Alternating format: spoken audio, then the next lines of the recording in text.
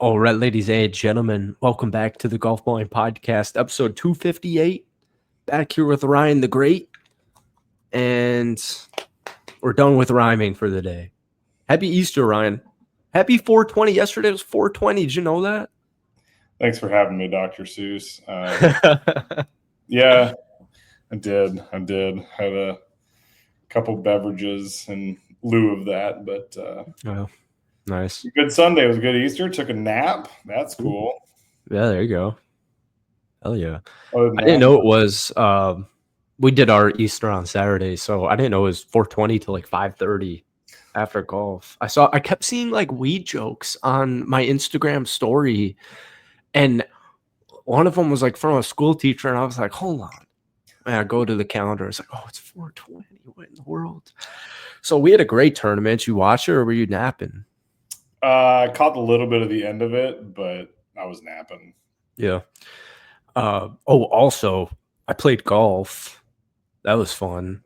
I only had a couple of pars out there. And once I got a double on like 7 and stopped keeping score. But that itch has been back. But now that I finally played it, only second round of the year, probably shot like a 43 from the whites. We were playing the whites. It was so windy. We did the same, but man, for the last couple of weeks, it's been I'm getting ready for Wednesday. I mean, this week is technically kickoff. Oh, that's right. Last week we had our little meetup with the team, and we got 18 and teed off at like 4:30, 4:45. So that was great. Daylight's saving us on that one. But yesterday on Easter? No, last Wednesday when we met up for our first. Oh, you're saying, wow, you finished last Wednesday night for league. You guys played 18. Wow, that's awesome. So do you have to do you just leave early or does it start at like 5:30? So last week was just our team kind of getting up to, I guess, practice. So it technically wasn't league night. So this week we start 5:30. We'll get 9 holes in and then just do you leave? Do you still work till 5 or do you get ready a few minutes early? I usually take off at like 4:30. Yeah. I've got so much. I got to get this out of the way. I have 2 super random things that have been eating me alive. I think we talked about this a few days ago or a few episodes ago, and I tweeted about this because Xander Schauffele has 2 majors, and they were both last year. Like, I know we were talking about that. That's insane. Xander Schauffele, because I saw that thing, who was it who collapsed? Tommy Fleetwood didn't collapse, but he doesn't have a PGA Tour win. And somebody tweeted a graphic or a tweet with people who haven't won or people who have won only once or twice because Tommy Fleetwood didn't win. And so I don't know why. Actually, I don't even know why there's correlation there. But Xander got over the hump, won a major. If Tommy Fleetwood won 2 majors last year, it would be insane. Xander did that last year. A similar guy who, get over the hump. Fleetwood's even just winning on tour. Xander won twice. Majors, the PGA Championship and the Open Championship. Correct. So how much merit does that hold to you? Because Xander's obviously a really good golfer, but I put him in a class kind of like, almost with like Patrick Cantley's. No. So the thing that I always remember about Xander, and this is a completely made up statistic, I would really be willing to bet you that he has got the most top 5s in, let's call it, the 10 most important tournaments every year for the last decade. The guy came in second in so many majors before he won one. He has so many top 5s in majors. He's got so many top 5s in players and waste managements and stuff like that. Mm-hmm. It was honestly more surprising that he hadn't won more than the 2 he won last year. Yeah. But so it's just, if Rory wins 2 majors this year, oh my God. Tiger wins 2 majors in a year. Bryson wins 2 majors in a year. I can't believe how.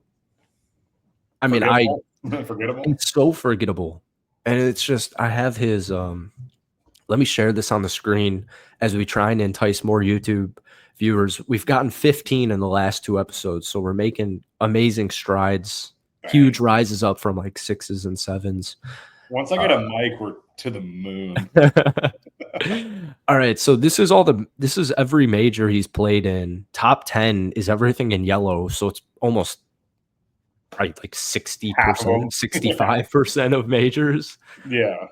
Just tied for 8th at Masters. I guess I had it a little bit off because there are some T8s and 8s and T10s sprinkled in there. But I mean, you look at that. T5, yeah. T6, T2, T2, T3, T10, T8, T8. I mean, 3rd, 5th, 7th, 10th, like so many. Listen to his U.S. Open. So here's, if you're listening to this, here's his U.S. Open. If I just named you a golfer and I was like, yo, what do you think? This guy, here's Xander Schauffele at the U.S. Open specifically in every major he's played since 2017. Tied for 5th, tied for 6th, tied for 3rd, 5th, tied for 7th, tied for 14th, tied for 10th, and tied for 7th. That's insane. Look what he did at the Masters. Cow. Look at the Masters from the last 3. Yep. So he loses the Tiger, T17, T3, 2022 we won't talk about, T10, T8, or 8, and then T8. Yeah. That's equally as crazy of a run.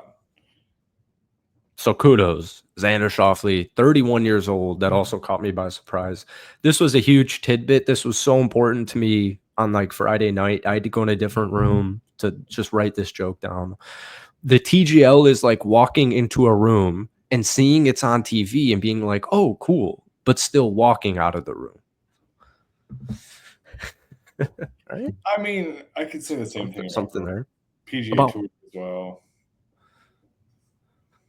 Okay, yeah, but okay, all right. I have a perfect transition to that. Since March 1st, Ryan, Russell Henley chips in to beat Kyle Morikawa at Bay Hill. Rory playoff win at the Players. Hovland miraculously defeats JT at Valspar. Min Woo over Scheffler in Houston. Rory wins the Masters and JT's first win since May of 2022. That's since March 1st. 7 weeks to the day. I'll give you half of those storylines. Well, all of those. Yeah. All of them. I think you have to watch. I'm surprised you are not watching golf. I mean, I know you golf a lot, but I'm surprised you're not watching most of these finishes on Sunday. They've every single one the whole year that I've watched since the Phoenix Waste Management has been incredible. What do you think about JT's win? Nothing? No, I think the playoff wins are tough, and especially when you've been in that big of a drought, like making a 20-footer on first playoff hole, like that's pretty huge. But at the same time, he had 9 feet to beat him. Yeah, he shot 61. I know. In the first day. I had a feeling that was going to happen. Anytime you start with the 61, I feel like you don't usually hang in there. So while I'm on it, just to not forget about it, let me pull it up. We've got to get a rule change going here. So Jackson versus Ryan all time. I'm 3-1-1. You went Scotty. I went Victor Hovland for our predictions. And while I'm on the topic, I think if you're going to go with Scotty Scheffler or if I'm going to go with a Rory McIlroy, I think the other person should get 2. Maybe not like 2 1A players, like 2 top 10s. We're talking about a situation where Rory decided not to play. So, like, it probably won't be that big of an issue in the future. Okay. You're beating my ass. Be enough. Put the win up on the board. Let's move on to the next one. Well, I'm saying you won because I picked Victor Hovland. And I'm thinking like Victor Hovland against Scotty Scheffler. Look, if I was running away with this and I was up a ton, I would understand why you need 2 picks. Just make it 3-2 and move on to the next one. It's 4 to 1 or it's 4 to 2 to 1 now because I don't remember who your sleeper was, but it wasn't Sammy Valinaki. It was Nick Dunlap. Oh I my just took God, that's a right. dumb bet knowing I was going to lose. That should be your second pick, is me picking Nick Dunlap. That was that was funny. Oh my God, there's no cut at that tournament. I did not realize that. So he played through the week. He came in second to last, if anyone's wondering. And who Good came in for last? him. Joe Highsmith. I should have hedged that, man. If I would have known there was no cut, shit. Right, so Dunlap went 78, 71, 72, 69. And Sammy Valinaki, man, by the end of the year, everyone will know who I'm talking about. Twitter already knows who I'm talking about. So on the screen, the new record is 4-2-1. And we have, I don't. Shane Lowry and Rory won the Zurich last year. I didn't watch that. I saw a tweet explaining the Zurich. I think a couple of the rounds are alternate shot. I don't really have interest in this team PGA Tour event. I don't know about you. I always like team events. I don't care what they are. So you like the Zurich? I don't dislike the Zurich. Okay. Same way, whatever that Scottish tournament was that Rory and Shane won last year. I mean, what? Yeah, I think that was this. Was it the Zurich? I thought it was like Scottish something open. I could be wrong. Pull up their Wikipedia. Zurich Classic in New Orleans began in 1938. TPC Louisiana. I think I've played that course. No, I think we tried to play that course. Nick, Sean, and I played something in Louisiana. It might have been TPC, but it was ruined from a hurricane. I'm not sure. I'm drinking a Diet Dr. Pepper. I got Diet Dr. Pepper today at the stores for Nick Bavaro. Can dig that. So that sip is for him. Nick Hardy and Davis Riley won 2 years ago. I don't know. This one doesn't really do it for me. I guess Google Shane Lowry and Rory McIlroy team win. Oh, well, there they it won is. it last year. Yeah. Yeah. I didn't realize. I don't know why I didn't realize it was a Zurich. I thought it was another team event. Where did that one was held at TPC? Louisiana. Yeah. Shows you how invigorating it was. But yes, I do. In a playoff. To Chad Ramey? Can you? Well, no, because you get probably taken down for copyright. But I don't. This doesn't. Oh, then definitely go play the chip that Rory had in the playoff hole, or maybe it was on 18. Okay. Actually, pretty incredible shot, if I remember correctly. But again, it was a mid-season team event, so. Oh, geez, the highlight is 30 minutes long. Yeah, we'll clip See if I can find a clip. We'll edit that in. I have someone recording shakily their phone, but it's the missed putt. All right, well, so that just goes to show you how easy it is to find random PGA Tour clips. Is this? So glad to have a good thumb on that. Yeah, this is not happening. Rory's love triangle resolved? Question mark from the golf caddy 1 year ago. 41,000 views. This AI. All right, yeah, we're not doing that, but I will look into it. 2 more tidbits. Bethpage Black. I've heard Matt talk about stories. I don't know if you saw this one. Someone just threw this on Reddit. Showed up at 4 a.m. with a buddy expecting to get a decently low numbered spot. Got 73. Packed out of the ass, and everyone seemed to agree it was insane. Ended up leaving after realizing it was going to be a long, long day. On the way out, saw a dude making breakfast behind his car in spot 20 and said he was there camping for tomorrow. And somebody quoted it and said, the shrink the game movement already has some legs. So this is a big episode for Nick here. We should call him right now. Get him on. I mean, he's really not wrong. Nick's sentiment with shrink the game that is like actually officially caught on 5 years later, and we have a horrible review from Nick's take on that he's dead on accurate. Even though it sounds like almost like condescending to shrink the game, is kind of right. I think it's more of like a lateral move. I think you have to restrict the game, maybe not shrink it. I think there's a time and a place.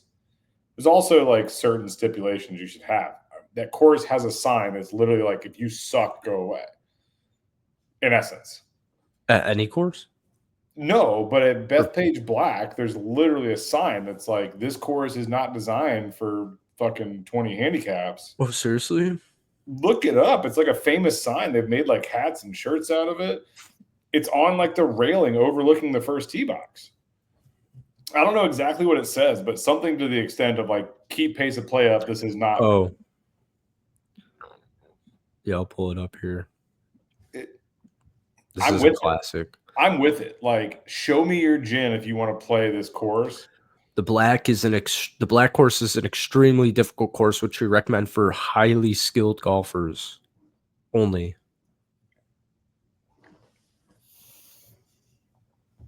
Yeah.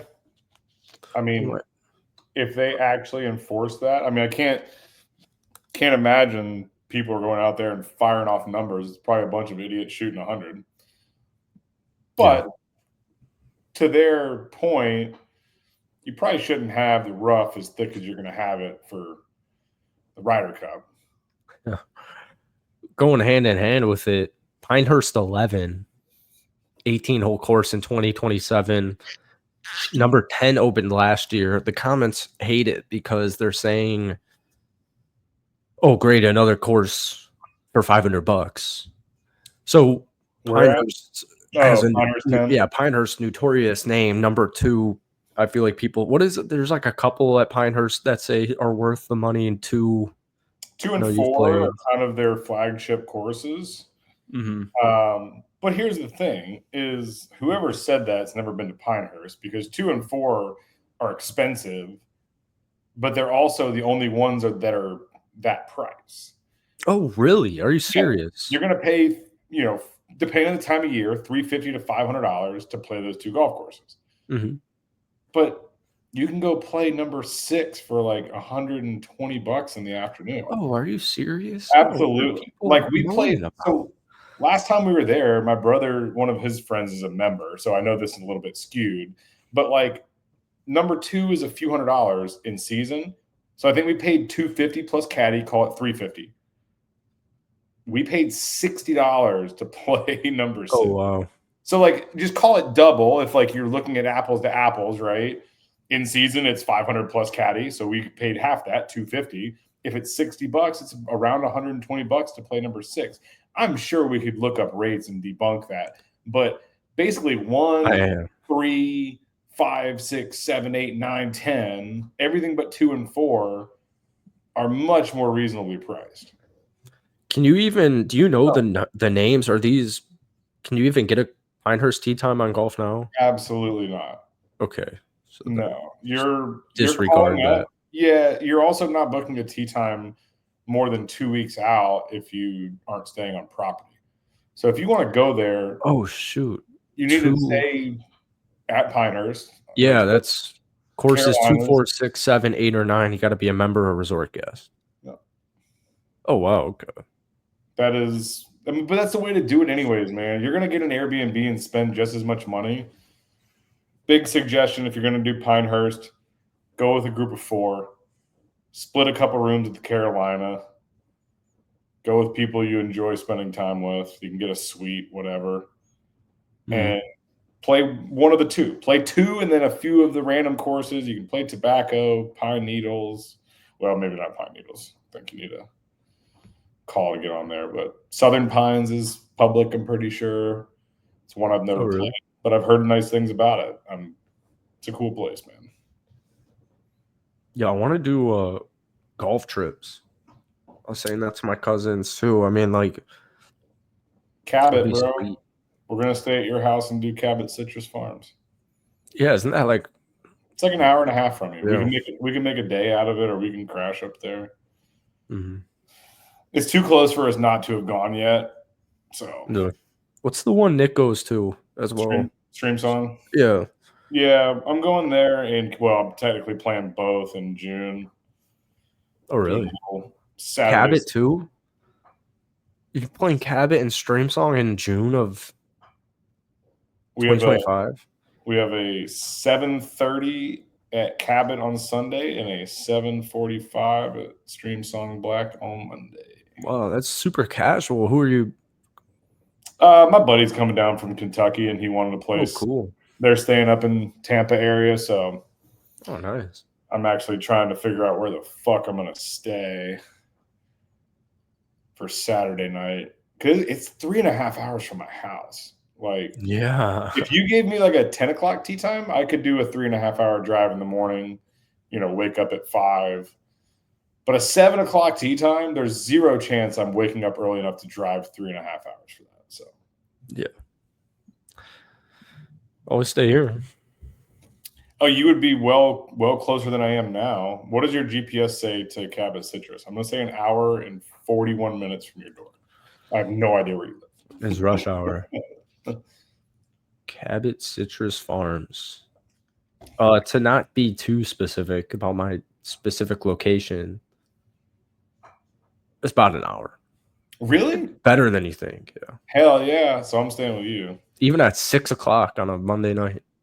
The Saturday prior to that round, which is like June 22nd or something, you can just pencil me in for the spare room. All right. I'll get it cleaned out for you. All right. This is the Zurich Classic teams. I don't know if you want to do your own with betting for underdogs. This is a kind of hard list to just gloss over. There's got to be more than that, right? Yeah, there's a bunch. Oh my God, is every golfer ever playing in this? Holy shit. Harry Higgs and Joel Damon. Not after last week's choke. Look at this, Garrett Higgo and Ryan Fox. What a duo. Ben Dylan Silverman Moon and Sammy Valimaki. Pencil that in as my underdog, as my sleeper pick. I'll take Harry Higgs and Joel Damon as a sleeper. Okay. All right, I like it. I'm gonna go with Shane and Rory two-peat back to back. Go up to the top again because all these names are terrible. Jonathan Vegas and Kevin Yu. Heath Thigala and Aaron Rye. Keith Mitchell, JT Poston playing some good golf. Jesus Christ. Nick Hardy and Davis Riley won 2 years ago. This is tough. Wyndham Clark and Taylor Moore. Do you have the Fitzpatrick brothers might not be is this the first time they've played together? I didn't know he had a brother. Yeah, he's got a little brother. I think he's qualified on some Corn Ferry events, if I'm not mistaken. Oh, cool. See if they've. How are you gonna handicap this? I don't. All right, Rory and Shane are favorites. This FanDuel Sportsbook. Kurt Kitayama. No respect for the Fitzpatrick brothers. They're not even close to the top. Yeah, they're not on the list, are they? They're not on the list. His brother must suck. Number 2 is Kurt Kitayama and Colin Morikawa, followed by Robert McIntyre and Thomas Dietrich. I think JT and Keith Mitchell are the pick here. Do you want me to give you 2 because of these odds? I think that I gotta get, based on these odds, I gotta get 2. All right. God, I don't even know. I think, how about this? I'll take Kurt and Colin, and then I'll just go Fitzpatrick brothers as my second to make it not. All right. We'll do it. Go down to the bottom. What are those other ones? This is the bottom. This is just a. Oh, it's how to watch. It's just Sports Illustrated. I'm telling. Yeah, they agree. This best bet, Keith Mitchell, JT. I knew JT. He's gonna win. JT is due. The other JT is due for a Heritage. We saw him warming up on the practice green last Sunday. Oh, cool. Nick Taylor and Adam Hadwin's good. Yeah, we'll go Colin and Kurt with a buffer of the Fitzpatrick brothers, I guess. All right. Sounds good. That's all my talking points. Daniel Berger had a nice week. So I was looking at Rookie of the Years, and I didn't realize he had won the Rookie of the Year.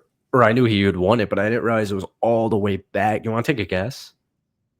When Daniel Berger won the Rookie of the Year? See, he came out on fire. 2015. Yeah, exactly. 2015. Was it? Yeah. What a call. So do you know who last year 2020. was? Huh? Do you know who last year was? Akshay? Oh, it was Nick Dunlap. Was it Nick Dunlap? Yeah. Tough look for our rookie. 2 wins is super impressive for a rookie. But I don't think he'll Akshay ever had guess one, or was that this 2023. What was that? Akshay had one, or was that this year? I wasn't sure if he had full status last year.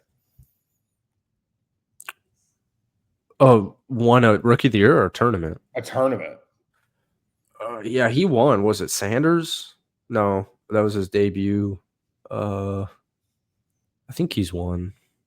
I'm pretty sure he Maybe has. it's Sahith who's won. Oh, yeah, he's won twice. Barracuda 2023 and Valero 2024. Both in playoffs. Oh. Do you want to guess who?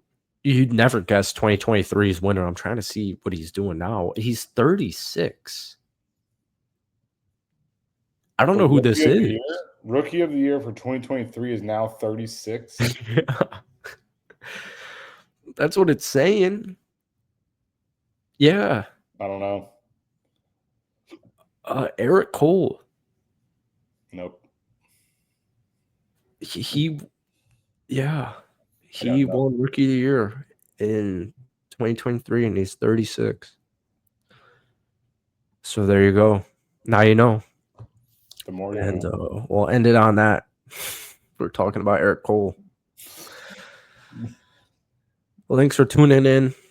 And good golf break here, I think, is needed with the Zurich.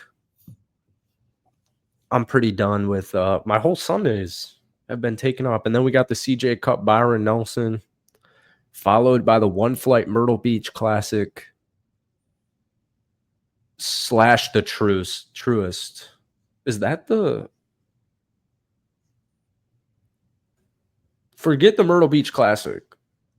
The Truist Championship, do you know what that is? It's got a purse of $20 million at Philadelphia Cricket Club. What's the Hickon Golf Course, Montgomery, Pennsylvania. And then we have the PGA in 1 month. So good break here. It's been a great season, great week. Thank you, Ryan, for tuning in. Thank you for listening or watching. And we'll be back next week. Word.